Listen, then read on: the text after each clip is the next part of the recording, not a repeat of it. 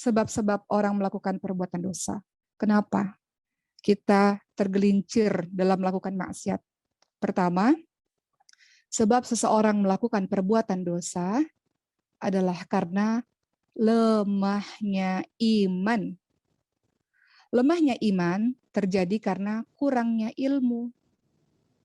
Kalau imannya kuat dan dia belajar agama Allah, dia tahu mana yang Allah bolehkan, mana yang Allah larang.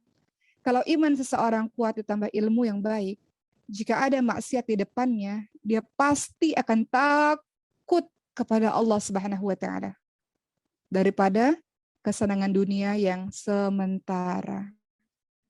Dahsyat sekali dosa ini teman-teman sekalian, dahsyatnya luar biasa. Makanya dikatakan ada 7 golongan orang yang akan mendapatkan naungan Allah di padang mahsyar, kan ingat teman-teman semua? Salah satunya ketika diajak melakukan hal-hal yang tidak baik dengan lawan jenis, dia mengatakan ini akhafullah, saya takut kepada Allah Subhanahu wa taala. Jadi kalau apa sih fitnahnya laki-laki perempuan? Apa fitnahnya perempuan? Laki-laki teman-teman sekalian. Sama. Fitnahnya lawan jenis. Tapi kalau diajak untuk bercengkrama dan lebih jauh daripada itu, dia akan katakan ini akhafullah, saya takut kepada Allah. Ya. Kembali lagi teman-teman sekalian, sebab orang-orang melakukan dosa yang pertama adalah lemahnya iman. Ibadahnya mungkin sudah semakin longgar, ibadahnya sudah mungkin mulai tidak rajin seperti dulu dalam sholat tahajudnya, atau ibadahnya mungkin semakin lalai, Qur'annya semakin berkurang, saumnya mungkin semakin berkurang, maksiatnya jadi semakin banyak, gitu ya. Jadi lemahnya iman membuat dia tergelincir dalam dosa dan lemahnya ilmu. Kedua, kenapa seseorang melakukan dosa, teman-teman sekalian? Karena dia bergaul dengan teman yang buruk, bergaul dengan teman yang jelek. Kalau mengikuti standar teman-teman yang saleh, perbuatan itu pasti perbuatan dosa. Tapi kalau mengikuti standar orang-orang yang buruk, orang-orang yang jelek, pasti mereka mengatakan, gini aja kok nggak apa-apa. Contoh apa ya? Contoh ekstrim ya, misalnya minum-minuman ya, minum-minuman khamar dan sebagainya. Walaupun Umar yakin di sini nggak ada yang melakukan hal tersebut. Tapi di luar sana teman-teman sekalian, di luar sana hal tersebut adalah hal yang biasa. Udahlah minum aja lah. Sesama anak muda minum aja, kalau nggak minum nggak gaul gitu ya. Itu banyak teman-teman sekalian. Kalau di kajian mungkin Masya Allah ya, tapi kalau di luar sana teman-teman di sosial media misalnya ya, kalau teman-teman lihat minum khamar itu mau minum minuman yang memabukkan. Aku tuh minum, dia tuh nggak bisa diajak minum misalnya, itu kan ada tuh kalimat-kalimat itu ya di sosial media. Dianggap biasa sahabat-sahabat sekalian. Jadi nggak boleh itu ya. Jadi sebab kedua ketika orang melakukan maksiat, dia punya teman bergaul yang jelek. Apa kata Rasulullah SAW dari Abu Hurairah radhiyallahu anhu? Seseorang akan mencocoki kebiasaan teman karibnya. Oleh karenanya perhatikan siapa yang akan menjadi teman karib kalian. Gampang ngelihat seseorang teman-teman sekalian. Lihat siapa sahabat terdekatnya. Makanya Uma bilang sama Ricis ya, ketika Ricis mau cari jodoh, salah satu yang harus diperhatikan dalam calon, misalnya sudah ada calon, kalau misalnya sudah ada calon, Uma bilang, coba aja tanya siapa 3-5 orang sahabat terdekatnya. Karena rata-rata karakternya begitu. Gak beda jauh seperti itu. Jadi teman bergaul yang jelek. Contoh, naudzubillah min dzalik, ini juga ada di sosial media. Anak muda zaman sekarang, ini naudzubillah min dzalik, ini contoh ekstrim ya. Masih berpaca, apa ya bahasanya ya, jadi nggak enak ngomongnya. Anak muda zaman sekarang kalau pacaran ya pasti udahlah sama kekasihnya begitu. Dan itu dianggap biasa teman-teman sekalian, naudzubillah min dzalik ya. Jadi kalau kita bergaul dengan teman yang jelek, maka kita akan terikut seperti itu. Paling enggak, walaupun engkau tidak melakukannya, teman-teman sekalian, misalnya, tapi engkau mengiyakan perbuatan itu, sama saja. Jadi sebab tergelincirnya kita dalam perbuatan dosa yang kedua adalah teman bergaul yang jelek, teman bergaul yang buruk. Kalau mau hijrah, ganti pergaulannya. Cari teman-teman yang saleh, teman-teman yang saleh. Banyak kok anak-anak umum yang masukkan hufaz, menghafalkan Quran dengan masa lalu yang berbagai macam.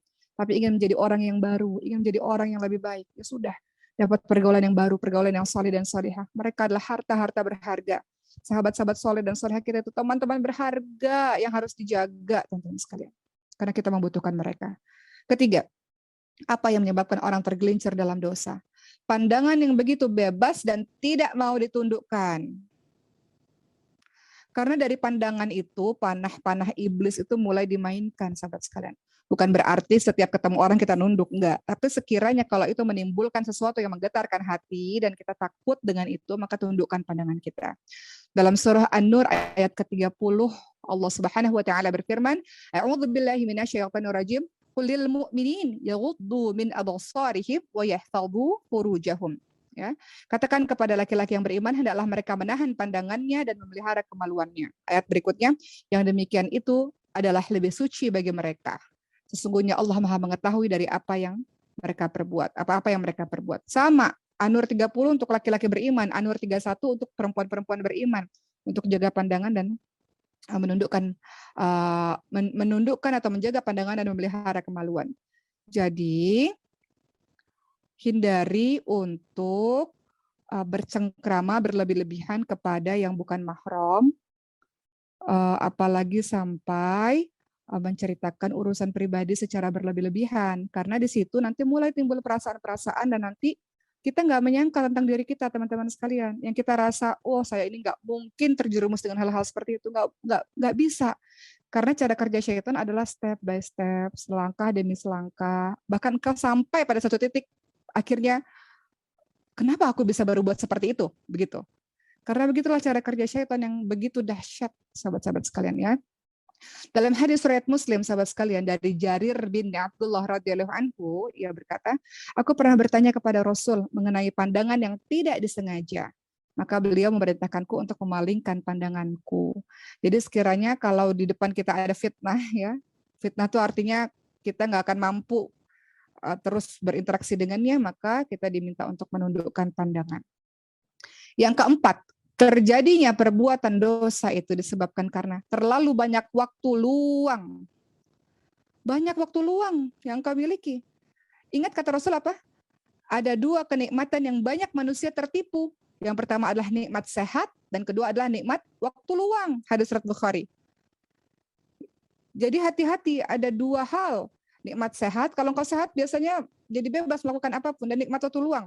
Orang-orang yang waktu luangnya banyak, ini hati-hati. Bisa saja tergelincir pada perbuatan-perbuatan buruk. Makanya sibukkan diri kita. Kayak penghafal Quran misalnya nih, atau teman-teman yang lagi di satu lembaga, lagi belajar tertentu kan ada target tuh. Kita kan sibuk. Kalau kita sibuk kita nggak mikir yang aneh-aneh, sahabat sekalian. Ya? Jadi sebab orang tergelincir, akhirnya berbuat dosa sebab banyak waktu luang. Sibukkan diri kita melakukan yang baik-baik, sehingga kita nggak punya waktu untuk melakukan yang buruk. Sebab yang kelima, sahabat sekalian, kenapa orang bisa tergelincir dalam dosa? Apa yang menyebabkan orang berbuat dosa?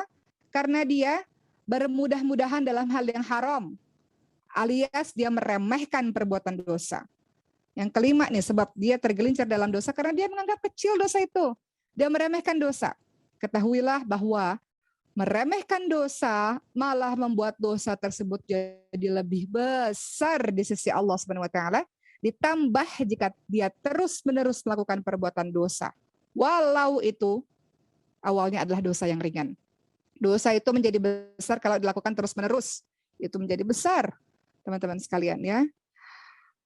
Apa yang dikatakan oleh Rasulullah SAW dari Anas radhiyallahu anhu, ia berkata, sesungguhnya kalian melakukan suatu amalan dan menyangka bahwa itu lebih tipis daripada rambut, namun kami menganggapnya di masa Nabi sebagai sesuatu yang membinasakan.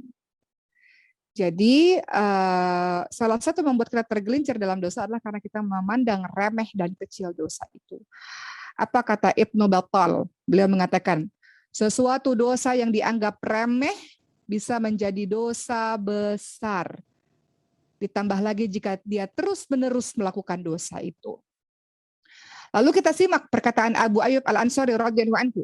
Sesungguhnya seseorang melakukan kebaikan dan terlalu percaya diri dengannya dan meremehkan dosa-dosa, maka dia akan bertemu dengan Allah dalam keadaan dia justru penuh dengan dosa.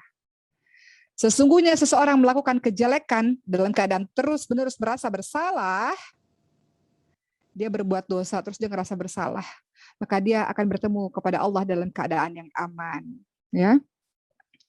Baik, kita masuk ke sebab yang keenam. Kenapa seseorang bisa tergelincir dalam perbuatan dosa?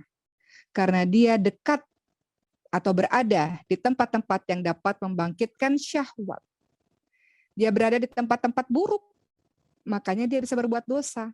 Salah satu tempat buruk itu apa? Duduk-duduk di pinggir jalan, apalagi yang lebih daripada itu maksudnya. Duduk-duduk di pinggir jalan, nongkrong-nongkrong, nggak jelas, berjam-jam, itu tidak diperbolehkan. Kenapa? Karena syahwat dapat bangkit lewat pandangan ketika berada di jalan-jalan. Apalagi tempat yang lebih buruk daripada itu. Di jalan-jalan aja, nongkrong di jalan, ngeliat orang lalu lalang aja nggak boleh, ya, karena khawatir syahwat akan bangkit ketika melihat orang yang berjalan di depan kita terus-menerus, apalagi nongkrong di tempat yang lebih buruk daripada itu, ya.